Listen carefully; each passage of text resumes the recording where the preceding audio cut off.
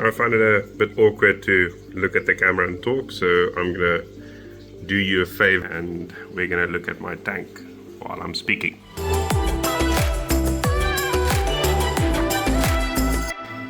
So I'm Fred Lutz. I'm the founder and president of the Cape Reef Club. It's a very new club. We started it earlier this year. We're at the moment about 60 people, and I created it because it was something I was looking for. The hobby can be very lonely. Typically you have one person in a household who's very into it and everyone else thinks you're very weird and spending too much money. And I wanted other weird people spending too much money to feel as if I'm not the crazy one. And I listen to a lot of the podcasts, and they often talk about their good experiences with the clubs, like the Reef Bum talking about the Boston Reefer Society. And I thought it was a good idea. So I took some time, I looked at what the different groups are that were available, what was working, what wasn't working, and I decided to create a plan, do some research, and create a website, and then started inviting people over. Now the idea of the club is threefold. There's three things I want to do. The one thing is to get new people into the hobby. It means a lot to me. I think it's a beautiful hobby. It's good for mental health for the most part. It teaches you about chemistry and biology, husbandry, a lot of beautiful things, and learn to appreciate the terrific life that's in the ocean. So to get more people in, I want to make it more accessible. When I started off in freshwater, my perception was it was not something that I would be able to do because it's too expensive, it's too hard, too complex. It was only with a lot of research that I realized that no, it's something that's doable. It takes some work, and a lot of the things you buy are to make it more convenient for you. It's not a make or break. So I want to create or want to transmit that sense of possibility to a new generation of reefers, young and old, to get into the hobby. Second thing is I want to make people stay in the hobby. People often leave the hobby because their tank crashes or they leave the country or move or any number of reasons, and want to make it as easy as possible for them to stay in the hobby, whether it is providing a community where you can ask questions if there's a crisis, or provide tools and assistance, or just to keep you excited about new things happening in the hobby.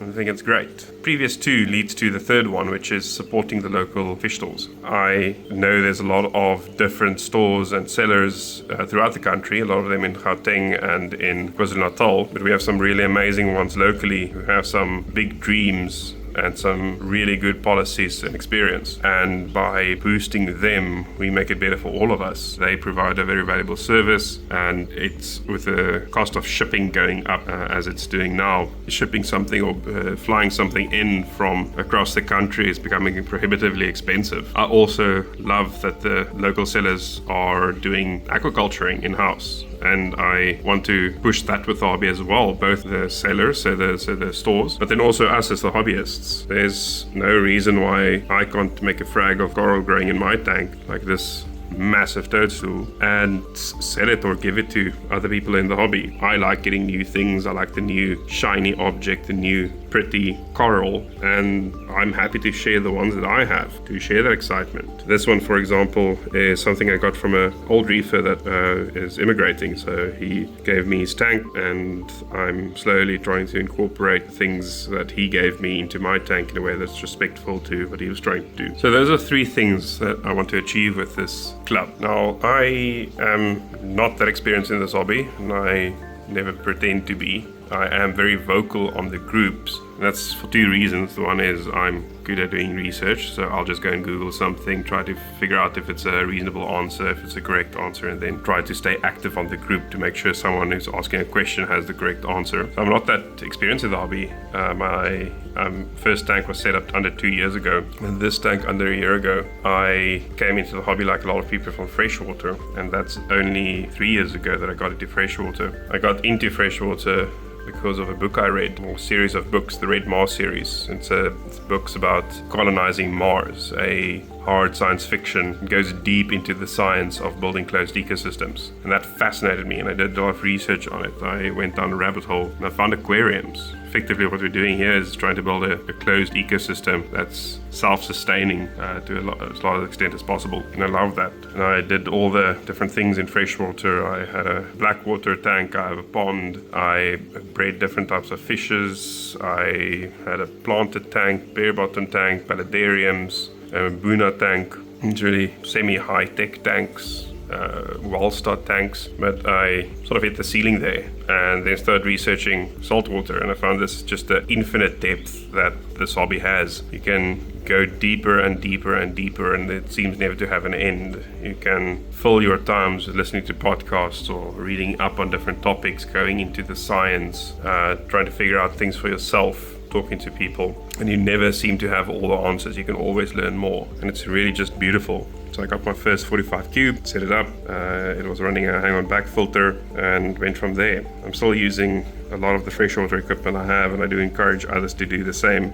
The resale prices are quite atrocious, so I still use a canister filter on this tank.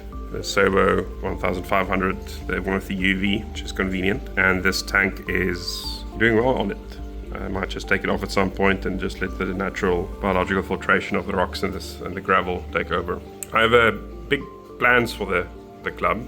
It's in the short term, I want to make it a place where we can actually have physical events. So frag swaps, meetups, field trips and the like. That'll make me very excited. The other thing that really excites me is the new reefers joining and seeing their journey as they go into the hobby and seeing if we can help them not make the same mistakes we all did, and help them when they do. Longer term, there's a lot I think we can do. There's some positive I think we can do in the world and for the hobby. For the hobby, I think there's space for a hobbyist body to inform policy that's regulating this hobby. So whether it's about what you can import or not, and what you can do local collection and not, having a seat at the table, I think would be beneficial for all of us. And then also protecting the beautiful ocean on our doorstep. Both the coral reefs on the coast, but also locally in the Western Cape, we have some beautiful seascapes and ocean creatures, some of which, like the penguins, need protecting, need some active help. And hope we as a club can use our love for life in the ocean to make a positive impact there.